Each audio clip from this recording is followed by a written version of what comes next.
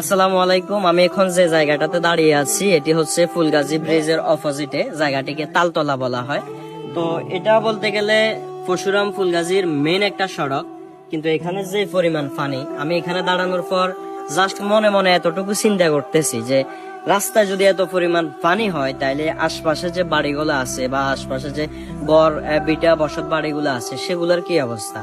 আমি গতকালকে একটা প্রশাসনের দৃষ্টি আকর্ষণ করে ভিডিও দিয়েছিলাম, সেখানে অধিকাংশ কমেন্ট এসেছিল পজিটিভ। আপনারা সবাই যথেষ্ট পরিমাণ আশানুরূপ সাড়া দেখিয়েছেন যে আপনারা যদি কখনো এমন হয় মানববন্ধনও করা লাগে আপনারা সবাই প্রস্তুত। তো ব্যাপারটা আমার কাছে অনেক বেশি ভালো লেগেছে। আমি প্রশাসনের দৃষ্টি আকর্ষণ করে একটা কথা বলবো, আপনি একটা জিনিস ঠান্ডা মাথায় খেয়াল করে দেখেন, 2024 সালে আমরা বন্যায় কবলিত হওয়ার পরে 2025 সাল মানে 7-8 মাসের গ্যাপ শুধু একটা, এর মধ্যে ওখান দিয়ে আবার বন্যা চলে আসলো, আমরা আবারও বন্যায় কবলিত হলাম। তাইলে একটা মানুষ কি পরিমাণ ক্ষতিগ্রস্ত 24 সালে হয়েছে।